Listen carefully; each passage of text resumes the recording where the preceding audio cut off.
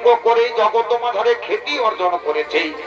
তোর স্বামী পরনে কাপড় জোটাতে পারে না, বাঘের ছাল পরিধান করে ঘুরে বেড়ায়, তাকে আমি জামাই হিসেবে মানতে পারি না।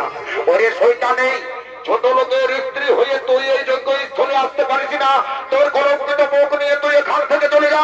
আমি তোর মুখ দর্শন করতে চাই না। শয়তানে, আমি তোর মুখ দর্শন করতে চাই না। আমি মুখ দর্শন করতে চাই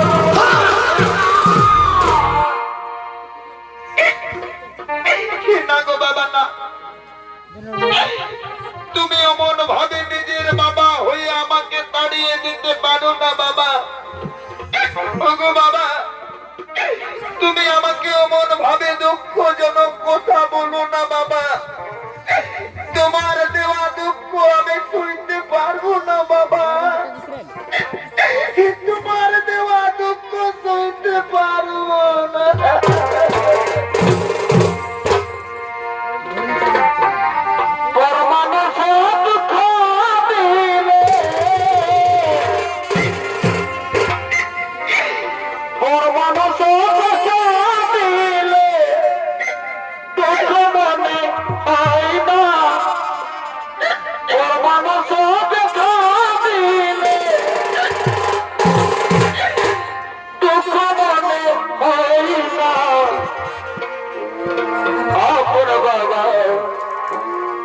দুঃখ দিনে মেনে নেওয়া যায় না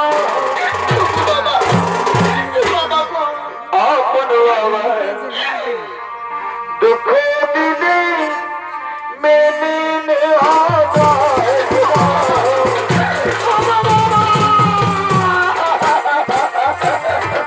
মানুষ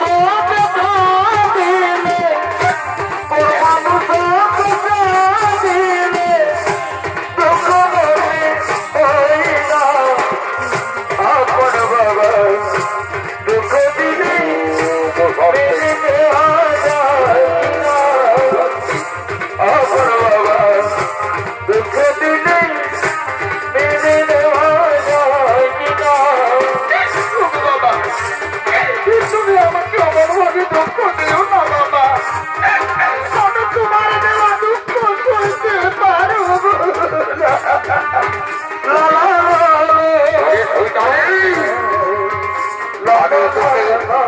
আমি তোকে মেয়ে বলে মানতে পারছি না। তুই আমার সম্মুখ থেকে দূর হয়ে যা।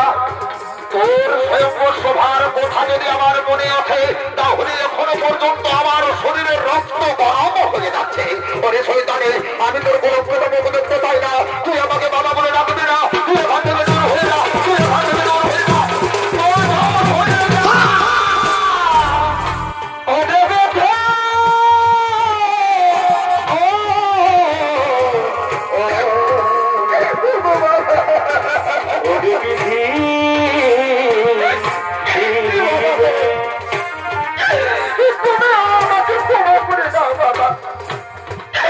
তুমি আমাকে ক্ষমা করে দিও বাবা। আমি তোমাকে ছেড়ে থাকতে পারবো না বাবা গো।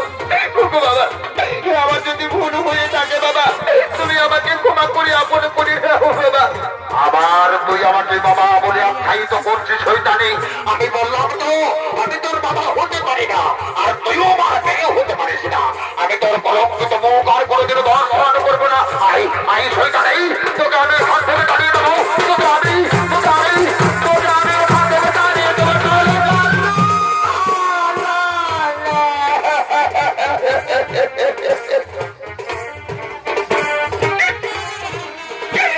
ভাগ্য বিধাতা, আমার কপালে লিখেছিলে ঠাকুর।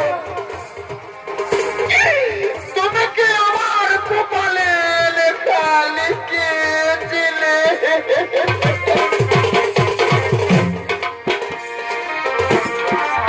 ও বিধি কলবে নাই কালি,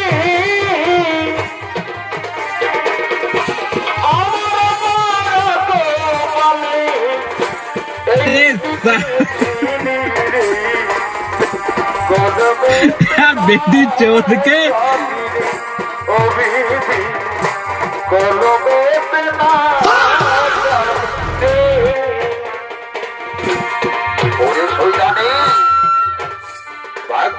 দোষারোপ করে কোনো লাভ হবে না শয়তানি। তুই যে কর্ম করেছিস ওই অপকর্মের কোনো ক্ষমা হতে পারে না। আই শয়তানে আয়, আয় তোকে আমি এখানে থেকে দাঁড়িয়ে দেবো। আমি তোর মুখে দর্শন করতে চাই না। তুই আয় শয়তানে, তুই দূর হয়ে যা।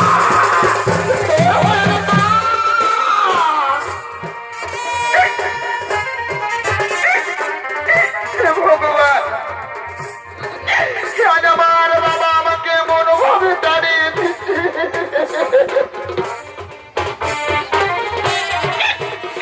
বাবা,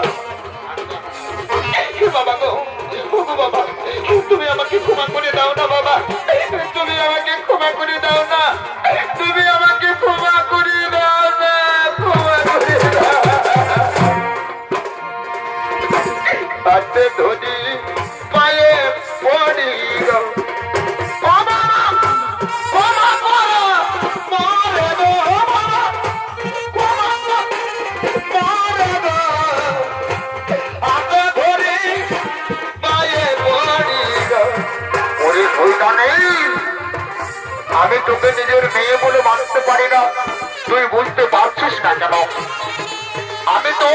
আমি তোর বাবা হতে পারি না। এটা না বাবা না, এটা না বাবা না, তুমি এমন ভাবে বলো না বাবা। তোর কথা বলো না বাবা গো, ও কথা বল এদের না বাবা গো, ও বাবা তুমি গো মারে গো বাবা, তুমি গো মারে গো। হাতে ধরি পায়ে পড়ি গো, ও বাবা হাতে ধরি পায়ে পড়ি গো। হে ভগবান,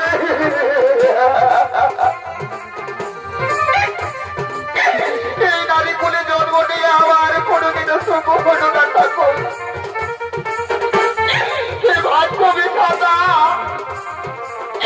তুমি আমাকে নারী কুলে জন্ম দিলে কেন ঠাকুর? আজ নারী কুলে জন্ম নিয়ে আমাকে বাবার কাছে অপমানিত হতে হচ্ছে। ওগো মায়েরা, মায়েরা গো, তোমরা বলো না গো, কোন বাবার মেয়ে যদি তার এইরকম ভুল করে থাকে সে বাবাকে ক্ষমা করে দিতে পারে না? আজ তোমরাই বলো তো মায়েরা, আমার নিজের বাবা এমন ভাবে যদি দাঁড়িয়ে দেয় আমি কোথায় যাব, কি করব, তোমরা বলো। সেই নারী কুলে জন্ম নিয়ে কোনোদিনও সুখ আমার হলো না। ছোটকালে বাবারে ধীরে ধীরে কাটতে পারিনি, আর বড় হলে পরে বিবাহ হয়ে যাওয়ার পর নারীকে স্বামীর অধীনত হয়ে দিন কাটতে হয়। আর পুত্র সন্তান বড় হলে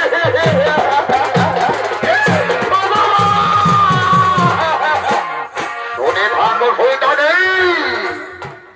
मतलब वो अलग ही लेवल का बंदा था।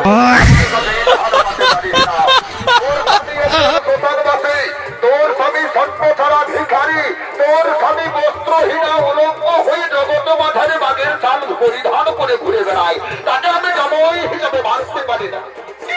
বাবা, তুমি যাকে ভিখারি বলছো বাবা, সে তো আমার স্বামী, তাই না বাবা? আমার স্বামীকে তুমি উলঙ্গ বলে আখ্যায়িত করছো বাবা, কিন্তু সেও তো আমার স্বামী, তাই না? আমি যার জন্য হাতের সকাশে দেড় দূর পেয়েছি বাবা, সেই পতি দেবতার অপমান আমি আর সইতে পারছি না বাবা। শুনে দেখো বাবা, তুমি যে মুখে আমি জান দিচ্ছি বাবা, তোমার ওই মুখ খসে পড়বে আর হবে তোমার কাছে বাবা। শুনে দেখো বাবা, আমি আমার স্বামীর অপমান শুনে এই ধরা জগতে আর বেঁচে থাকতে চাই না বাবা, কিন্তু তুমি মনে রাখবে বাবা, আজ তোমার জন্য আমাকে মরণ বেছে নিতে হচ্ছে। এই জগৎ আমাদের সবাই জানবে বাবার জন্য মেয়ের মরণ হয়েছিল। এই আকাশ বাতাস পৃথিবী চন্দ্র সূর্যকে সাক্ষী রেখে আমি আমার জীবন জ্বলন্ত অগ্নিকুণ্ড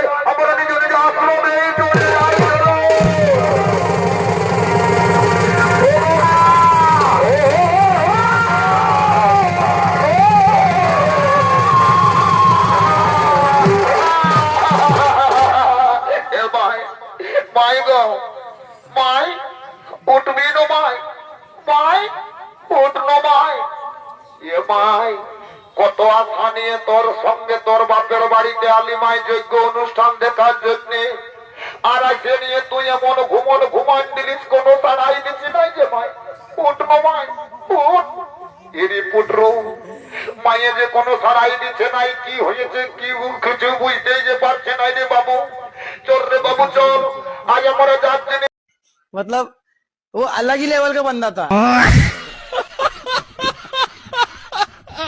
ডাকে আনবো রে বাবু কোথায় বাবা ভোলানাথ তাড়াতাড়ি ছুটে এসো বাবা তাড়াতাড়ি ছুটে এসো বাবা ভোলানাথ সতী একই সতী অমন ভাবে মাটিতে পড়ে রয়েছে কেন সতী উঠে এসো সতী তুমি আমার সঙ্গে কথা বলো একই সতী যে আমার সঙ্গে কথা বলছে না তাহলে কি হয়েছে সতী হ্যাঁ আমাকে দেখতে হবে আমাকে দেখতে হবে ওরে সতী একই সতী তোর সর্বাঙ্গ অমন ভাবে শীতল অনুভব হচ্ছে কেন রে সতী তোর সর্বাঙ্গ এমন ঠান্ডা লাগছে কেন রে সতী ওরে সতী এ তুই কি করে দেখলি রে সতী আজ তোকে আমি 1000বার বাধা দিয়ে বলেছিলাম বিনা আমন্ত্রণে বাবার বাড়িতে যাওয়া উচিত হবে না তুই আমার কথা শুনলে কি এমন অমঙ্গল হতো রে সতী ওরে সতী তুই আমাকে এমন ভাবে ছেড়ে যেতে পারিস না রে সতী তুই ছাড়া আমার এই জগৎ মাঝারে কেউ নাই রে সতী ওরে সতী তুই আমার সঙ্গে